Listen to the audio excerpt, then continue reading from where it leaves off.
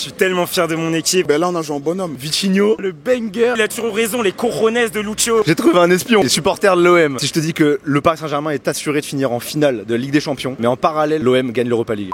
Salut l'équipe, c'est Théo de Canal Supporter, très content de vous retrouver aujourd'hui dans la grande salle Infinite du Grand Rex pour regarder un classique OM PSG. C'est incroyable comme cadre, on va se régaler, on va faire des petits micro-trottoirs avec vous montrer les coulisses de cette soirée de folie. Petit popcorn salé évidemment, je veux rien entendre, c'est pas sucré, c'est salé, faut grandir.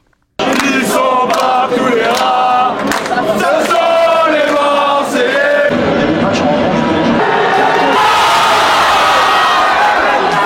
Bon là on est à la mi-temps, on est un peu sous le choc. Toi tu penses qu'il y avait carton rouge ou pas pour Beraldo? Non, je pense pas. Vous pensez? Moi, je pense pas. Ah c'est la folie. Et rouge direct sur ça, franchement. J'ai trouvé un espion. Un infiltré. Les supporters de l'OM. Tu dis à personne que t'es pour l'OM? T'as vu, je me suis mis là, à la dernière place. Déjà attends, objectivement, il y avait rouge ou pas pour Beraldo? Intéressant d'avoir ton point de vue. Je sais pas, soit il y a rouge, soit il y a rien du tout en fait. Mais bon, nous ça nous sourit, moi je vais dire rouge, je prends tous les jours. Dis ton prono là. Un vieux 1-0, un penalty là d'Aubameyang. Tu vois quand même ton équipe gagner. Je prends.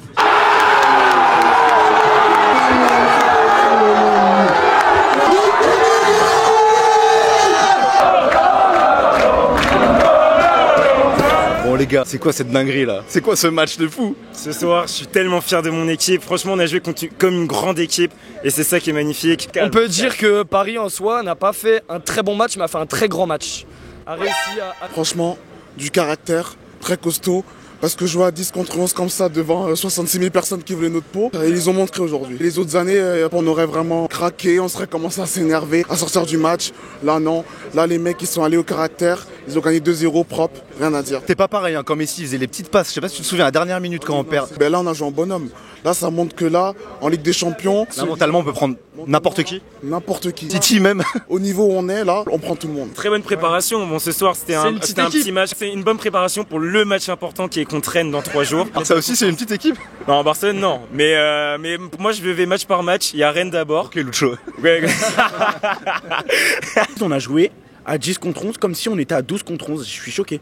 Avec un mental d'acier. Incroyable. Hop là, je vous arrête 2 petites secondes. Si vous aimez ce genre de contenu, je vous invite à vous abonner à la chaîne. Vous avez ce pouvoir de nous faire grandir, de nous permettre justement d'être invités à ce genre d'événement. Un grand merci à Iconic Club pour l'organisation et l'invitation à cette soirée. Bon, t'as kiffé ta soirée au Grand Rex? Ouais, j'ai kiffé. En tant que supporter parisien, je pense qu'on s'est tous régalés ce soir. Un match mitigé. Mitigé? Mitigé. Attends, quand même. Parce qu'une première mi-temps où on s'est fait tuer. Chez eux, on les a tapés. À 10 contre 11. 10 contre 11 en plus, ils le méritaient. Voilà, c'est tout ce qu'ils méritaient. Bon là c'est une interview spéciale pour moi. Parce qu'il y a quelques années, j'étais le babysitter de Louise. C'est fou qu'on se retrouve là. T'as kiffé le match? Ouais. Je pensais pas qu'il y aurait un carton rouge. Carton rouge de Beraldo, tu comprends ou pas? Si on siffle carton rouge pour ça, mais il y aurait 10 cartons rouges par match. Il faut que l'arbitrage français progresse. Parce que je suis désolé, là c'est pas professionnel. Il y a même pas jaune, il y a rien. Ah, même pas jaune carrément. Mais c'est un contact, c'est épaule contre épaule. Carton rouge inexistant. Beraldo, il gagne son duel, il passe devant. Après, certes, il y a le bras. Jamais il y a deuxième jaune. Et en plus, il met même pas deuxième jaune, il met carton rouge. Mais en sachant qu'en deuxième période, il y a eu quelques décisions qui allaient un peu plus dans notre sens quand même. Le but de Marseille, je suis pas sûr que je l'annule moi. Non, moi non plus, je l'annule pas. Benoît Bastien, il rate son match ce soir. Il a voulu faire le show. Moi j'ai eu très peur qu'il gâche le classique. Finalement, ça a lancé une révolte. Peut-être qu'on l'aurait pas eu à 11 contre 11. On a gagné à l'extérieur, on les a éteints. C'est magnifique. On a vu un Vitinha exceptionnel. Tu lui mets quelle note sur ce match? À Vitinha, je lui mets 9. On est d'accord, je te serre la main. Là, avec le niveau actuel, il pourrait être titulaire dans n'importe quel club. City, Real, titulaire. Franchement, Vitinha, moi, je le prendrais partout, moi. Hein. Tu lui mets quelle note?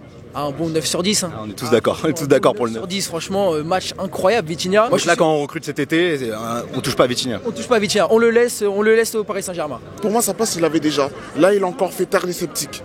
Match de patron. Moi je suis mes 9, il était excellent. Top 5 des meilleurs milieux en ce moment. Je pense qu'il a sa place dans n'importe quel grand club là.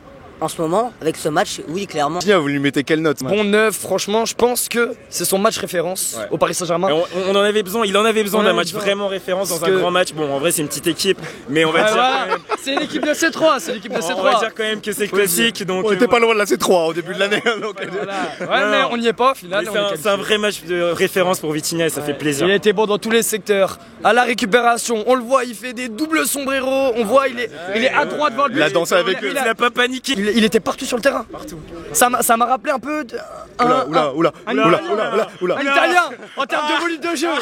Vitinho, banger, le joueur portugais mais finalement brésilien. Il nous a fait de la magie. Moi, il nous fait des sombreros. Secteur défensif, il a été meilleur que Skriniar. On a vu sa hitmap. Meilleur que Skriniar. C'est pas dur, mais je suis meilleur que Skriniar. Moi.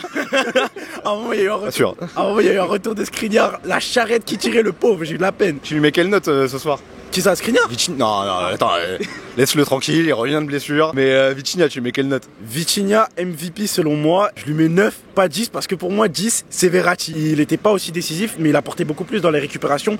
Quand il faisait ses pirouettes, là, il avait la balle, il faisait les tours et tout. Tu fais super bien Verratti. Ah bah merci, ça me touche. Je pense que toi... Moi je fais super bien Skriniar, moi. Tu lui mets quelle note Vitinha, toi, aujourd'hui? Je mets 9. On est tous d'accord pour le 9. Attention, tout le monde a donné exactement la même note. Tu seras peut-être le premier à changer. Un 7-5. Quoi? Oh, il est trop dur. J'étais sûr que tu nous réservais une folie. Tout le monde a dit 9. Ah ouais? 9. Un 8 grand max. Et on a gratté le 8, c'est bien, c'est bien. Par contre, un peu déçu de la sortie de Kylian. T'as pas compris, toi, qu'il sorte comme ça à la 60e, son dernier classique, peut-être? Bah, je pense que c'est son dernier classique. Peut-être, mais... Ils essayent tous de camoufler le truc, on se sait. Bah, c'est surprenant, à la 63e, bon... Après, il y a les échéances qui arrivent. Je peux comprendre. Moi, je l'aurais pas fait à la 63e. Je l'aurais fait à la 70e, moi, perso. Oh, ça va, à 10 minutes près. Oui. Un peu bizarre. T'as étonné? Ouais. Oui, moi je pensais pas qu'il sortirait. Le fait de sortir Kylian à la 60e, tu comprends? Comprends pas, mais ces changements, ils ont payé. Au final, il a toujours raison, les cojones de Lucho. Voilà. Encore une fois, c'est pas Galtier. Galtier, il l'aurait pas sorti. Galtier, il l'aurait laissé. Merci à Lucho, parce que vraiment, un entraîneur incroyable. Des fois, il fait des choix qui sont pas forcément compris, mais c'est payant. Mais full confiance. Et full confiance. On espère qu'il va rester longtemps. Pour toi, ça peut devenir notre Pep Guardiola? Oui, et il peut même instaurer les bases du futur PSG. Depuis le début de la saison, je suis vraiment d'accord avec les choix de Lucho, mais là, sceptique. Moi, franchement, quand il a fait ça, je me suis dit, juste, on va voir à la fin du match. Il a fait entrer Ramos, il a marqué. Mais crois-moi, on aurait perdu le match, ce serait fait, mais assassiné. Et là, c'est le risque, hein, mais moi, je me suis dit, j'attends la fin du match. Ouais. Ça a marché. Luis Enrique, on peut lui reprocher ce qu'il veut. Maintenant, là, il est premier du championnat, il y a un quart de finale de Ligue des Champions. Donc pour moi, laissons-le travailler. Les faits sont là. Lucho avait raison et Gonzalo Ramos aussi. Moi je monte dans le train. Si Mbappé n'est plus là, Gonzalo Ramos va être un patron titulaire indiscutable à mon avis dans cette équipe. Je pense que ça peut être préjudiciable la gestion là de Mbappé en le sortant comme ça pour son dernier classique avant des gros événements, ou tranquille il gère Luis Enrique de toute façon? Bah je pense qu'il gère son vestiaire. Après on a vu dans la tête de Kylian, c'était pas comme les autres matchs. Là il a grimacé. Moi j'aime bien Kylian. Bon là avec ce qu'il a fait ces derniers temps, je préfère le club.